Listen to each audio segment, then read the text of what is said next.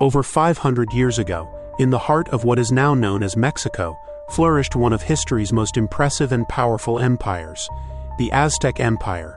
Its majestic cities, particularly the awe-inspiring Tenochtitlan, stood as remarkable testaments to grandeur, ingenuity, and military might. The Aztecs, also known as Mexica, created an expansive empire stretching from the Gulf of Mexico to the Pacific Ocean, uniting numerous peoples under an elaborate tribute system supported by a formidable military. The capital, Tenochtitlan, constructed on an island in Lake Texcoco, dazzled with its extraordinary architecture, impressive temples dedicated to various gods, bustling markets, elevated causeways, and intricate aqueduct systems that amazed locals and visitors alike. Aztec society was highly organized and stratified, consisting of clearly defined social classes including nobles, priests, warriors, merchants, craftsmen, farmers, and slaves. At the apex was the emperor, known as Huitzilopochtli, who wielded absolute power and was considered a mediator between the gods and his people. One of the most intriguing aspects of the Aztec Empire was its deeply rooted religion, permeating every facet of daily life. The Aztecs worshipped numerous gods, including Huitzilopochtli, the god of war and the sun, Tlaloc, the god of rain, and Quetzalcoatl, the feathered serpent, associated with wisdom and knowledge. Religious rituals, which often involved human sacrifices, were essential for maintaining cosmic order and ensuring the fertility of the land. Another remarkable aspect was the Aztec education system. From a young age, children were trained according to their social status. Noble children attended the Calmecac, schools designed to train priests and political leaders, while common children attended the Telpakeli, where they learned practical trades and military skills. If you enjoyed this story and would like to discover more fascinating historical insights, please like, subscribe, share, and comment. Your support helps us greatly. The Aztec calendar was notable for its astronomical precision and complexity. It consisted of two parallel cycles: the Tonalpohualli, a 260-day calendar for religious rituals, and the Xiuhpohualli, a 365-day calendar for agricultural and daily activities. Every 52 years, both calendars aligned in a significant event marked by special ceremonies to ensure the continuation of the world. However, the destiny of this vast empire began to change dramatically in 1519 with the arrival of Hernán Cortés and a small group of Spanish conquerors. Driven by the quest for wealth, glory, and territorial expansion, Cortés set sail from Cuba, directly defying orders from his superiors. Upon landing in Veracruz, he quickly established alliances with indigenous groups who viewed the Aztecs as a common enemy, notably the Tlaxcaltecas, a brave and tenacious warrior group that had long resisted Mexica domination. Employing a mixture of diplomacy and military force, Cortés assembled a significant army of Spaniards and indigenous allies.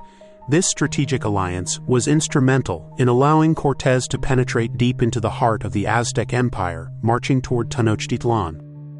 The Aztec Emperor, Moctezuma II, soon received news of the arrival of these strange visitors. Historical chronicles indicate Moctezuma was uneasy and confused by prophecies predicting the return of Quetzalcoatl, a legendary deity whose arrival had been foretold in myth. Initially, Moctezuma attempted to diplomatically engage with the Spaniards, offering gifts and hospitality, perhaps hoping to pacify or better understand their intentions. Yet initial diplomacy quickly gave way to tensions and mutual suspicion.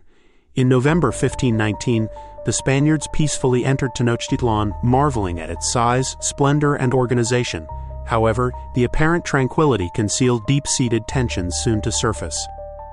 Recognizing his vulnerable position in enemy territory, Cortés boldly captured Moctezuma, holding him hostage to secure the compliance of the Mexica while consolidating his own position. This audacious move threw Aztec society into turmoil and uncertainty. The situation worsened when, months later, another Spanish expedition led by Panfilo de Narvaez arrived from Cuba with orders to arrest Cortés for his insubordination. Temporarily leaving Tenochtitlan, Cortés confronted and defeated Narvaez, absorbing many of his men into his own forces. Meanwhile, in Tenochtitlan, tensions erupted. During a religious festival, Spanish officer Pedro de Alvarado, fearing a rebellion, ordered a preemptive strike against assembled Aztec nobles and priests in the Templo Mayor. This violent incident sparked an immediate and fierce uprising against the Spaniards. When Cortés returned, he encountered a city in full revolt. Fierce street battles quickly turned the majestic city into a brutal battlefield. In desperation, the Spaniards attempted to use Moctezuma to pacify his people, but the once powerful emperor was rejected by his subjects and was seriously injured under unclear circumstances, dying shortly thereafter, either from these injuries or possibly murdered by the Spaniards. The Spaniards were forced to flee Tenochtitlan during the infamous Noche Triste, a dramatic retreat resulting in heavy losses, as many Spaniards and indigenous allies were killed, drowning under the weight of stolen gold or slain by Aztec warriors. Although wounded and humiliated, Cortés was not defeated. He regrouped, secured additional indigenous allies, and carefully planned a counterattack. In 1521, after months of preparation, Cortés returned with more men and better equipment, initiating a prolonged siege. He strategically isolated Tenochtitlan, cutting supply routes and maritime access. The siege was devastating. Starvation, constant assaults, and diseases, such as smallpox introduced unintentionally by the Europeans, decimated the Aztec resistance. Finally, in August 1521, following intense fighting, Cuauhtémoc, the last Aztec emperor, was captured by the Spanish, conclusively marking the end of resistance. The once great Tenochtitlan lay in ruins, and the empire irrevocably collapsed. Following the definitive fall of Tenochtitlan in 1521, a new chapter began in the history of Mexico. Mexico City was built upon the ruins of the Aztec Empire, soon becoming the heart of the new viceroyalty of New Spain. The Spanish quickly established a colonial system rooted in the economic and cultural exploitation of indigenous populations.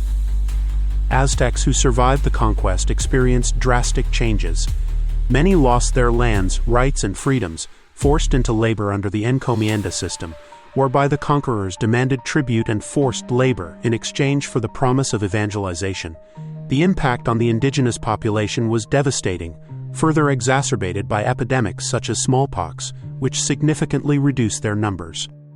Despite their subjugation, some Aztecs found ways to adapt to the new colonial regime.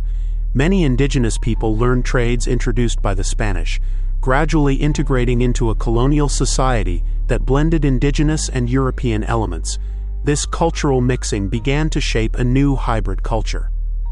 The conquerors, meanwhile, divided lands and wealth among themselves, establishing haciendas, exploiting silver and gold mines, and introducing European crops. Catholicism was rapidly imposed, although indigenous religious practices persisted in new forms, often intertwined with Christian elements. This religious syncretism, evident in modern celebrations such as the Day of the Dead, clearly reflects indigenous cultural resistance to Spanish imposition. This epic tale of conquest and resistance continues to fascinate and intrigue to this day.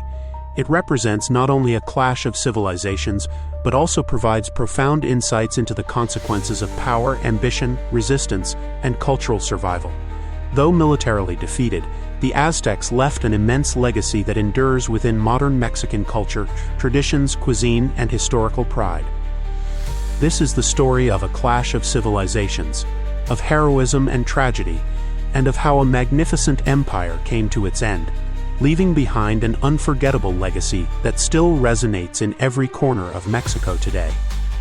If you enjoyed this story and would like to discover more fascinating historical insights, please like, subscribe, share, and comment. Your support helps us greatly.